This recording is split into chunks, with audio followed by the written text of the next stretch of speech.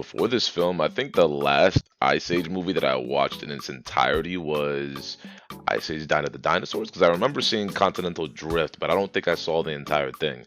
And I didn't see Collision Course at all. So yeah, the last one I saw was Dawn of the Dinosaurs, ironically, which is the first film that introduces the character Buck and the Lost World, which is basically the setting for this film. I'll tell you, like the Ice Age movies have been getting very corny and very dull, I should say, because I loved the first one, and the second and third they weren't half bad. I didn't really care for Continental Drift a lot. Again, I didn't see the entire thing, but I didn't care about it too much, and I did not see Collision Course, and maybe that might be the best of like the series. I don't know. I haven't watched it yet, but this film is just stupid. I mean, for one, like the animation isn't the same. It looks like more digital and stuff. Like it just feels so weird. It is not as polished or as smooth as the other films. It just feels so different.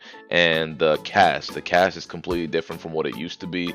So when you hear Sid like yell and scream, it doesn't sound like John Leguizamo at all. It actually sounds like the like the little corn from Conker's Bad Fur Day in Nintendo 64. I think the only voice actor that returns in this film is Simon Pegg, who's the voice for Buck. But other than that, like all the rest of them are different. They sound very similar, but it's just not the same. I don't know. Maybe it's nostalgia talking. I don't know, but it's just not the same. The plot of this film is that Eddie and Crash are getting tired of being told what to do by Ellie, so they decide to like go on their own and be independent, like all children, and they find the lost world, and they use this as like an opportunity to kind of prove themselves that they can take care of themselves, which they can't, and they prove that throughout the entire film. And they find Buck, and then they join him on his adventure to kind of save the lost world from this villain named Orson, who's a stupid character. And yeah, that's pretty much it. Now, the biggest issue I have with this film is that Crash and Eddie are comic relief. Like, yes, they are comic relief in the other films as well,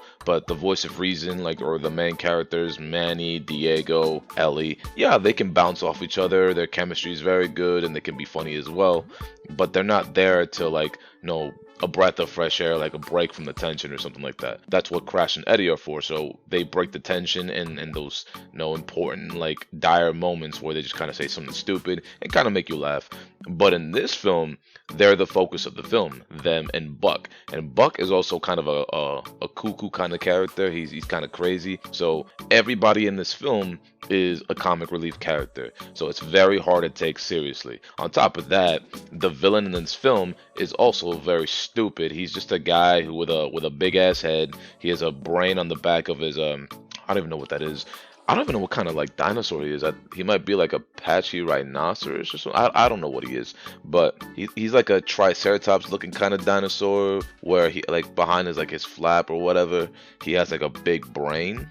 But he's not really that smart, and it just doesn't make any sense how a little tiny dinosaur like that could take over all of the Lost World, because the last time we see it in Dawn of the Dinosaurs, he had to worry about the T-Rex, he had to worry about Rudy and the raptors, and like it was a lot. It was a dangerous place to be, especially for two possums. But in this film, like, they don't really focus on any of that. They just kind of make it all about Buck and Crash and Eddie and Orson and these raptors that he has under a mind spell, because he's able to like create fire using a rock. Like, the spark from the rock creates fire.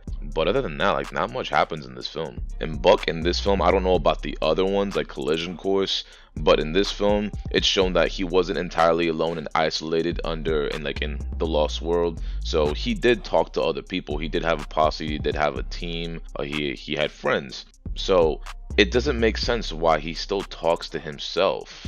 Like, I don't understand that. I don't know if that happened between like the events of Dawn of the Dinosaurs and now, but in Dawn of the Dinosaurs, if I remember correctly, he was isolated, he was alone, and that's why he went kind of crazy and talking to himself, and it made sense. But in this film, he has friends, he has a past in which he had a team that he cared for. So why is he talking to himself, and why does he have a pumpkin for a daughter? Like, I don't get that. Maybe it was explained and I missed it. But if he had friends this entire time, then I don't know why he talks to his left hand or pumpkin or cucumber or whatever. Crash and Eddie throughout the entire film, and they're a big focus of the entire film. They just say stupid things over and over again, which normally would be seen as a moment to kind of break tension in the Ice Age films. But in this one, they're there the entire time, and that's all they do. So it gets very dull and very corny. It's no longer funny. And this film honestly takes away from the Buck that I saw in Dawn of the Dinosaurs, because that Buck, he was isolated for so long, and yeah, he was scared in a very dangerous world, but then he kind of found purpose in battling Rudy, which was a very gigantic dinosaur. I don't know if it's a Spino or something. I'm not entirely sure what kind of dinosaur it is, but he found purpose in kind of like trying to run and survive and fight Rudy. So when he thought Rudy was dead, he kind of just decided to go back with the herd because he didn't really have a purpose down there anymore. But when he heard that Rudy was alive, he went back because, yeah, he did make new friends, but like that's who he is. That's who he had become. Like it's a sort of identity. Like Steve-O, when he messed with crocodiles and sharks and spiders and snakes, and yeah, like, we would look at him and think he's gonna get himself killed one day, but that is who he is. And this was who Buck was. Even though he'd probably get himself killed against all these dinosaurs, that's just the identity that's how he identifies himself. Like this is just who he is. So I like that character a lot more than this one, who's just there to be a little crazy and battle some stupid patchy rhinoceros or triceratops or whatever the fuck he is, that has a raptor posse that seemed to be really stupid and controlled by fire. So like, yeah, the film was extremely boring. It looked very weird. The plot was trash. The team chemistry was trash because it was just a bunch of idiots working together, except for Z. She was kind of like the smartest one of the group, but she didn't have too much of a role in it, so I didn't really care too much. And I thought it was stupid, like the climax of the film like begins with Orson trying to feed Buck to the raptors, so he put him in a box only to drag him across the jungle, only to hold him over a cliff, only to hold him over a bunch of raptors. Like, why didn't you just feed him to the raptors in the first place? That doesn't make any sense.